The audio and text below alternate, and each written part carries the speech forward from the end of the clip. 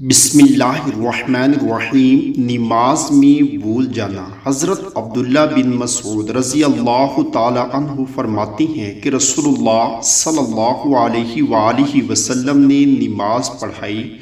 آپ صلی اللہ علیہ وآلہ وسلم نے کچھ زیادہ یا کچھ کم کر دیا تو آپ صلی اللہ علیہ وآلہ وسلم سے عرض کیا گیا، اے اللہ کے رسول صلی اللہ علیہ وآلہ وسلم، کیا نماز میں کچھ اضافہ کر دیا گیا، یعنی اللہ کی طرف سے کچھ اضافہ ہوا ہے؟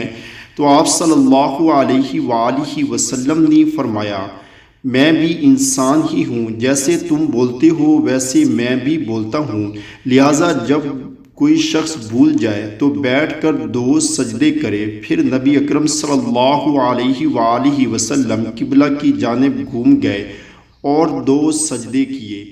آپ بھی جب نماز میں